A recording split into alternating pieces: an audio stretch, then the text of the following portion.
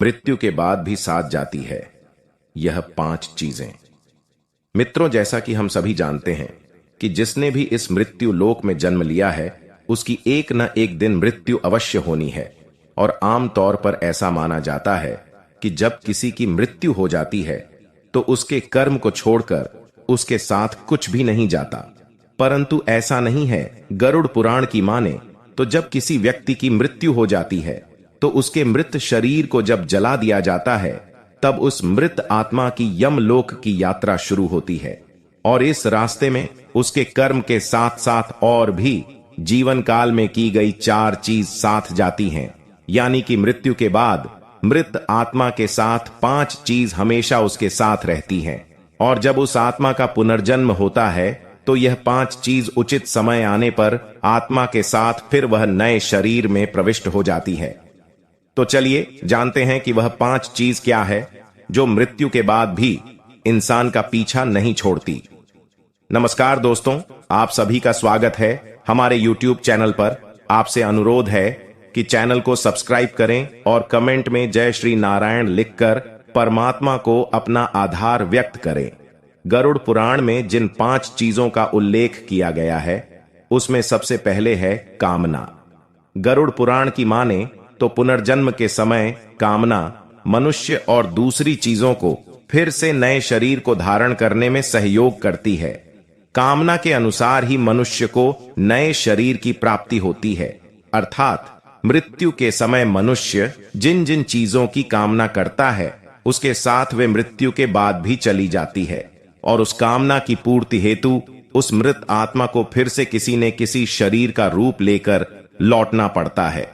इसलिए गरुड़ पुराण में कहा गया है कि मृत्यु करीब आने पर सब चीजों की इच्छा त्याग कर केवल ब्रह्म अर्थात परमेश्वर का ध्यान करना चाहिए। अगर कामना लिए चले गए तो फिर नए शरीर में लौटना पड़ेगा। कामना के बाद जो चीज मनुष्य के साथ जाती है वह है वासना। गरुड़ पुराण का मानना है कि कामना वासना का ही साथी है। वासना एक ऐसी चीज है जिसका कोई अंत नहीं है। मृत्यु शैया पर भी मृत आत्मा वासना से मुक्त नहीं हो पाती। अब सवाल उठता है कि वासना क्या है।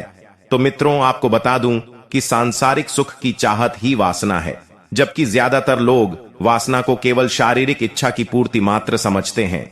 लेकिन ऐसा नहीं है। गरुड़ पुराण के अनुसार जो मनुष्य मरते समय भी अपने जीवन साथी, बच्चों, परिवारजनों के बारे में सोचता रहता है, साथ ही उससे मिलने वाले सुख दुख को सोचता रहता है और अधूरी चाहतों को लेकर छटपटाता रहता है। इसी छटपटाहट में उसके प्राण निकल जाते हैं। गरुड़ पुराण में इससे जुड़ी एक कथा का भी वर्णन किया गया है, जिसके अनुसार राजा भारत की चाहत एक प्यारे हिरण के बच्चे में थी। उसे सोचते हुए राजा के प्राण निकल गए, जिसके परिणाम स्वरूप अगले जन्म में राजा भरत को स्वयं हिरण के रूप में जन्म लेना पड़ा। इसलिए कामना और वासना को मृत्यु के करीब आने पर मन पर हावी नहीं होने देना चाहिए। नहीं तो मृत्यु के समय आप जो भी चीज की इच्छा लिए प्राण त्यागते हैं, अगला जन्म उसी योनि में होना निश्चित है। वासना के बाद जो चीजें मृत्यु के बाद भी इंसान के साथ बनी रहती है वह है उसके द्वारा जीवन भर किए जाने वाला कर्म। गरुड़ पुराण का मानना है कि मनुष्य जीवन भर कर्म करता है, चाहे वह अच्छा हो या बुरा हो। वह मृत्यु के बाद उसके साथ सदैव बना हुआ रहता है। गीता में भी कहा गया है कि कोई भी मनुष्य बिना कर्म किए एक पल भी नहीं रह सकता। मृत्यु करीब आने पर आत्मा शरीर द्वारा किए गए कर्मों की स्मृति को समेट लेती है। यह कर्म ही मनुष्य को परलोक में सुख और दुख देते हैं और इन्हीं के परिणाम से अगले जन्म में अच्छा बुरा फल प्राप्त होता है। श्री कृष्ण की माने तो कर्म की गति तो ऐसी है कि 7 जन्मों तक पीछा नहीं छोड़ती। इसका सबसे अच्छा उदाहरण महाभारत में मिलता है। बाणों की शैया पर लेटे हुए भीष्म ने जब श्री कृष्ण से पूछा कि मुझे ऐसी मृत्यु क्यों प्राप्त हुई, तो श्री कृष्ण ने उन्हें 101 जन्म पूर्व की घटना याद दिलाते हुए कहा कि 101 जन्म पूर्व आपके कारण एक करकटे की मृत्यु ऐसे ही हुई थी। इसलिए आज आप बाणों की शैया पर पड़े हुए हैं। इसीलिए मनुष्य को चाहिए कि वह जीवन में अच्छे कर्म करें ताकि उसे दूसरे जन्म में उसके कर्मों का अच्छा फल मिल सके।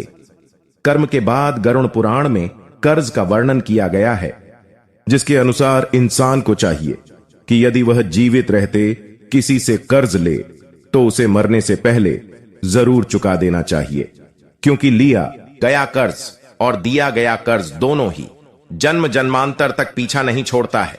गरुड़ पुराण में बताया गया है कि कर्ज लेकर मरने पर कर्जदाता जब परलोक में आता है तो अपना कर्ज का धन वापस मांगता है। उस समय यम के दूत कर्ज लेकर मरने वाले का मांस काटकर कर्जदाता को दे देता है। लेकिन कर्ज का बोझ यही नहीं उतरता, अगले जन्म में भी कर्ज पीछा करता है और उसे किसी न किसी रूप में चुकाना पड़ता है। इसीलिए मित्रों, यदि आपने कभी किसी से कर्ज लिया हो तो उसे मरने से पहले अवश्य ही चुका दे, ताकि अगले जन्म में आपको किसी तरह का कष्ट ना उठाना पड़े। कर्ज के बाद जो पांचवी चीज के बारे में बताया गया है वह है पुण्य, जो मृत्यु के बाद भी मृत आत्मा के साथ यमलोक से लेकर दूसरे जन्म तक बनी रहती है।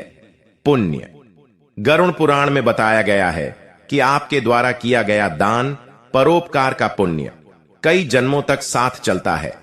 जीवन में जब कोई अपरिचित आपकी करुण मदद करे तो यह समझ लीजिए कि वह आपके पूर्व जन्मों का पुण्य चुका गया है। शास्त्र में दान पुण्य को बैंक में रखे धन की तरह कहा गया है, जो बुरे वक्त में समय समय पर काम आता है। इसीलिए मनुष्य को पुण्य रूप धन को जीवन भर जमा करते रहना चाहिए। अक्षय तृतीया, अक्षय नवमी, माघ पूर्णिमा, कार्तिक पूर्णिमा, गंगा दशहरा, मकर संक्रांति कुछ ऐसे दिन हैं जिनमें किया गया दान पुण्य कई जन्मों तक व्यक्ति को सुख देता है और यह पुण्य जन्म जन्मों तक आपके साथ बना रहता है। इसीलिए मित्रों, मनुष्य रूपी जीवन में गरुड़ पुराण में बताए गए इन सभी चीजों का खास ध्यान रखें, ताकि मृत्यु के बाद आपको सद्गति की प्राप्ति हो। तो मित्रों, उम्मीद करते हैं कि आज की वीडियो आपको जरूर पसंद आई होगी।